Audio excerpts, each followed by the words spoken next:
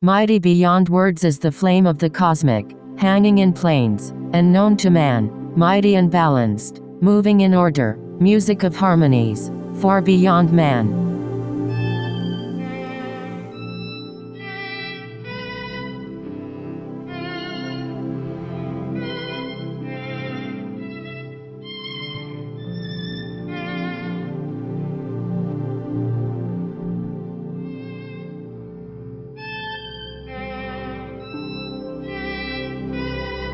Speaking with music, singing with color, flame from the beginning of eternity's all, spark of the flame art thou, O my children, burning with color and living with music, list to the voice and thou shalt be free.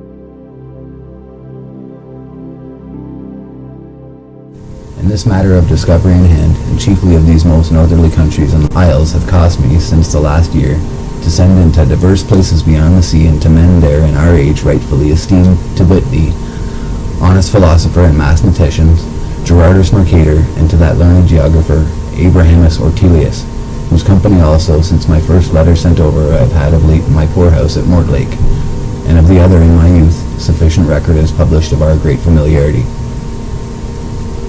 And the chief pith of this chapter will testify the honest and philosophical regards that he had of my earnest request to him, inasmuch as speedily he returned the very principal authority whereupon he fashioned unto us that strange plat of the septentrional islands, that thereby our men, adventurers and discoverers, might understand what account is to be made, credit is to be given to the same description. This then other matter I received from him lately, April 20, 1577, to the most famous Dr. John Dee, his master and much esteemed patron, at Mortlake on the Thames, near London, with 3 enclosures. This image shows what appears to be a wizened old man passing a lamp in the dead of night to a younger man in Elizabethan clothing. Baconians believe this old world engraving represents Dr. John Dee passing the lamp of esoteric knowledge and wisdom to his successor, Francis Bacon. So Freemasonry up to that point had been very, very much involved with just the craft of building buildings. It had been a guild in this country, and each country had their own type of masonry or Freemasonry. There was no sense of it being a worldwide fraternity where religious belief or race did not matter.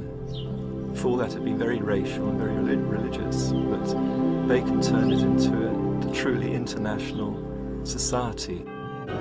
Well, I think that this is where the great confusion comes in. America was founded as a Christian nation, but it was also founded as an occult nation. And there have always been 2 parallel forces here in America. One the Christian, one the occult, dating back into the 1600s. And until you understand that, you can't understand anything going on in the world. The Rosicrucians had long believed that powers and principalities from the spirit realm that was learned throughout the centuries. Where and how did mysticism begin? If you want to go to the history of it, I think we should start something with the word itself. Okay. The term mysticism, as we know it today, and the words that comes from the German, mysticus and mystic. The word mysticis, which is in German, meant the spiritual world and the spiritual things and so on, whereas mystic meant the individual seeking that union. But the word goes back further than that. It goes back to a relationship to mysteries in ancient Greece. In ancient Greece, there was a word mysteria, which meant mysteries. And mysteria also can be traced to the word that meant a verb that meant the initiate, the one who was initiated into the mysteries, the secret teachings, and so on. And the beginnings of mysticism go back way before the word, to a time of ancient Egypt.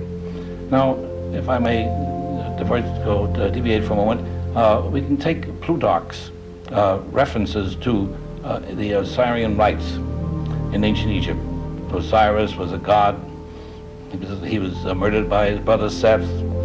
And then he was discovered, his body was found, put together by his sister wife Isis, and he resurrected, and there we have the first indication of resurrection. And their ceremonies were held in the temple on the lakes, the lake of Sais, the temple there, and the Karnak, in which they performed a dramatic ritual showing the birth of Osiris, the death of Osiris, and his resurrection, where he became a god of fertility and so on, and how man was supposed to reach up to feel part of that god. Well, those who were initiates later become called mystes, from which later developed the word mysticism and so on, and also was related to the word mysteries. But in those times, mysteries did not mean this strange and weird as is applied to it now. Mysteries did not even mean the teachings themselves. The word mysteries meant the place, the event, where these things took place. And so there is an evolution of the two words down through the centuries. Now, I can show you some other examples. Plutarch, in his Neoplatonic philosophy, goes on to explain that reality was all one. And then, by emanation, reality came down through three stages. First, the intellectual stage, and then it came to the soul stage, and then it came to the material stage, whereby we know only through sensation the things of the physical world. And man had to aspire upward, step by step, to attunement, to get to that realization of that one again from which he had descended. All of this is incorporated in the teachings, the ideals, and the principles of mysticism. The official start of modern masonry is in 1717 in the Apple Tree Tavern in London, where the first Grand Lodge of England was convened.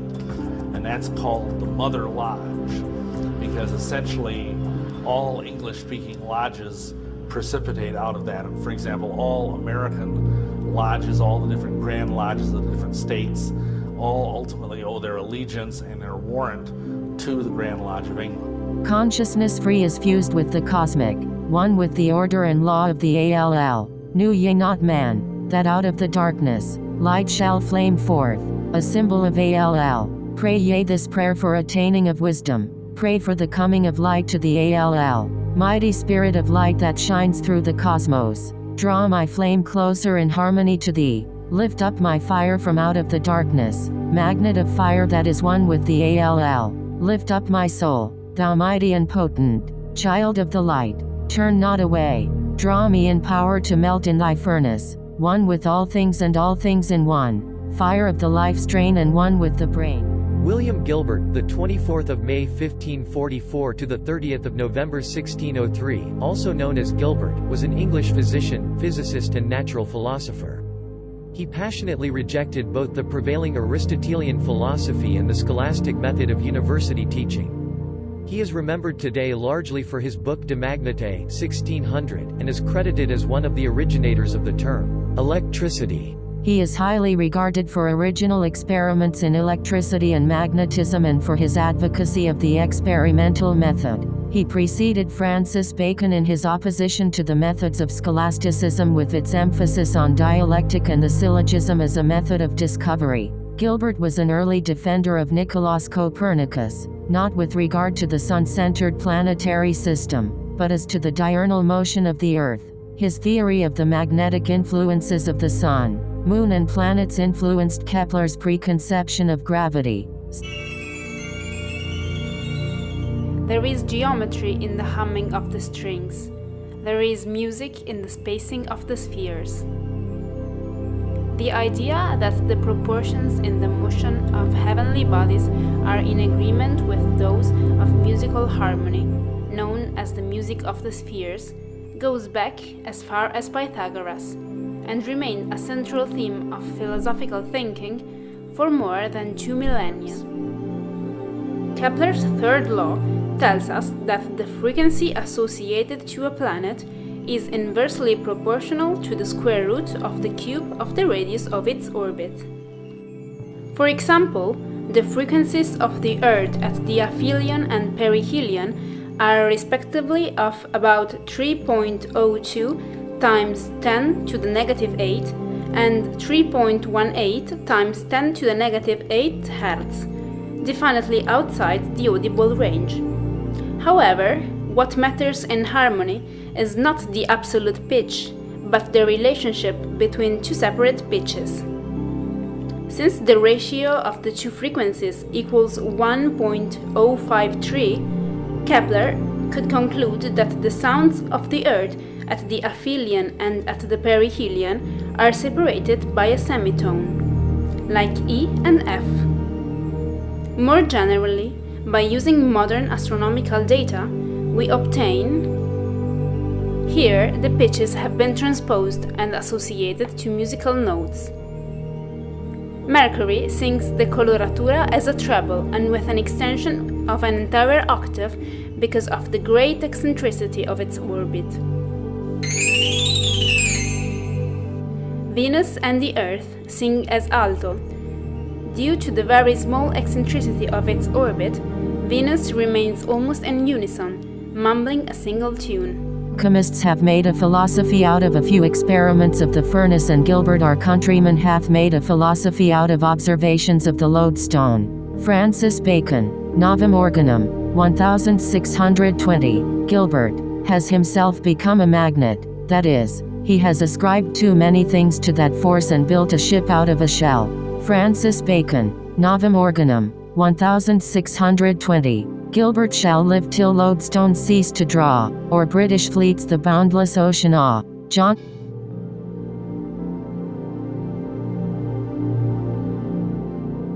In the United States, the most consequential cryptographic advancements happened around the Japanese code called Purple. And the man who broke Purple was William Friedman.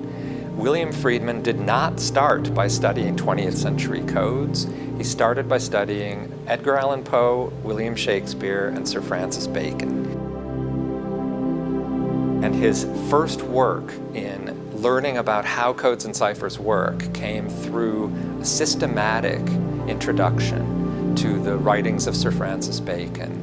That was very much designed to serve a project that he himself did not believe in, which was to try to prove that Bacon had written Shakespeare's plays and had left behind coded messages saying that.